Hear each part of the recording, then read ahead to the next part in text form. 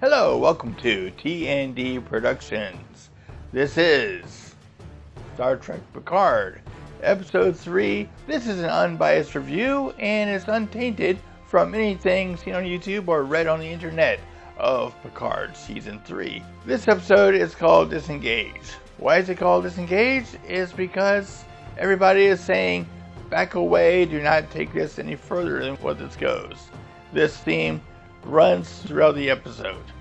Before I begin with the spoilers of this, we'll get into that later. Right now, we're going to talk about this. Why is Picard so dark?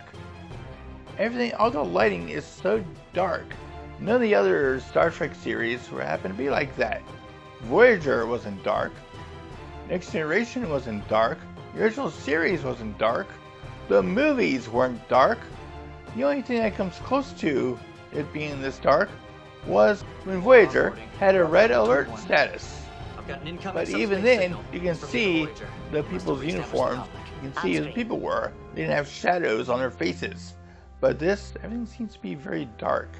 Very gritty too. Like, it's sort of like NYPD Blue kind of shaky cam kind of grittiness. Why do you have shaky cam so much?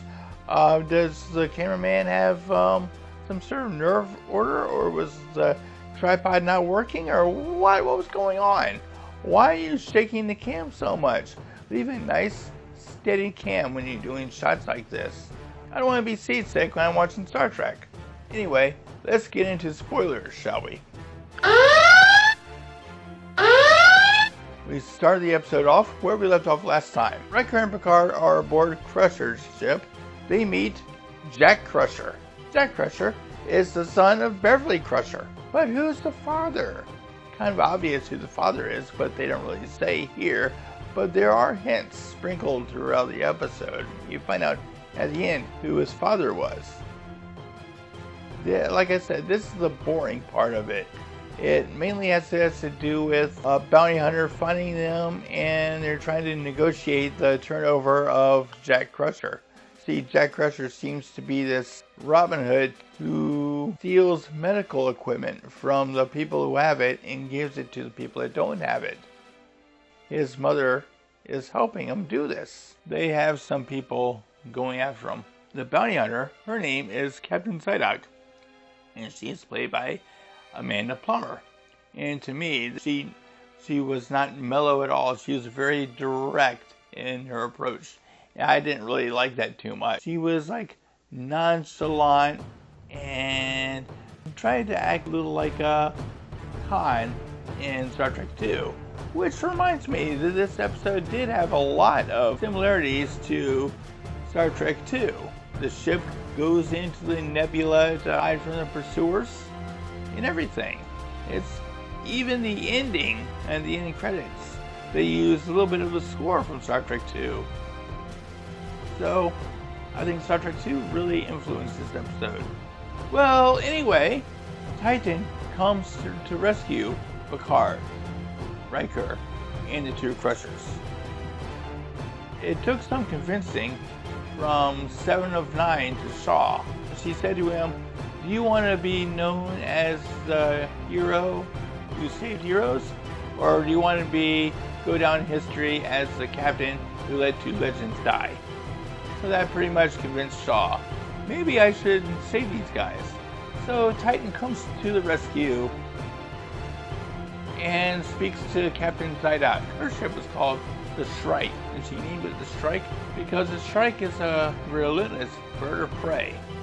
The other part of this story revolves around Raffi, who is looking into this terrorist attack. She is told to disengage from the terrorist attack and not go further. They say, do not seek anger, do not seek revenge.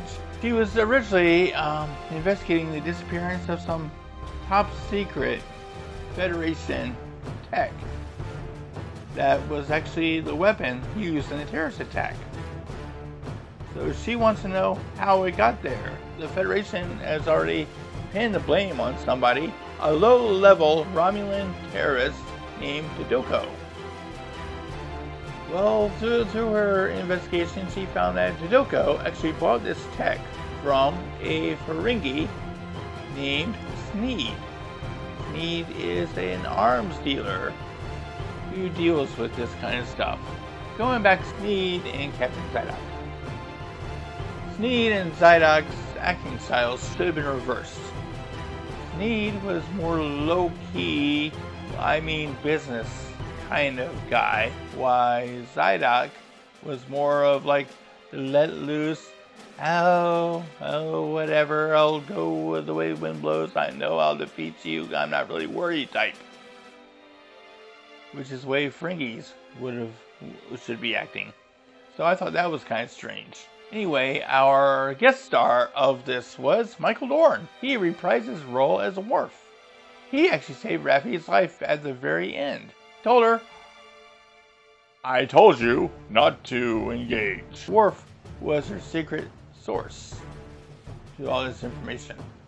We'll find out how this plays. Now, what I'm scared of is this season is going to turn into guest star of the week, and we're never going to see the cast all reunited together.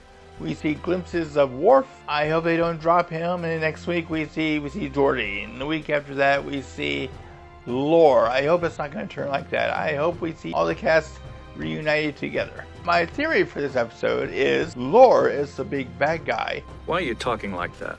He's the one who hired Captain Zydok to find Jack Crusher so he can get closer to the Enterprise crew. He also was the one who caused the terrorist attack on the Federation Recruitment Center. We'll find all that out later. I just hope this helps to clarify things for you. What do you think about this? If you saw this episode, drop a comment down and tell me what you think about it. I think it was better except for the shaky cam and poor lighting. I think it's better than Discovery or any of the other seasons of Picard. If you like this, remember to hit that like button, share this video with your friends and family, neighbors, and hit that subscribe button and hit that bell icon for more Picard Season 3 reviews. Next one will be Episode 3 coming out next week. Until then, this is Danny saying, may the Force live long and prosper with you until all are one. Thanks for watching.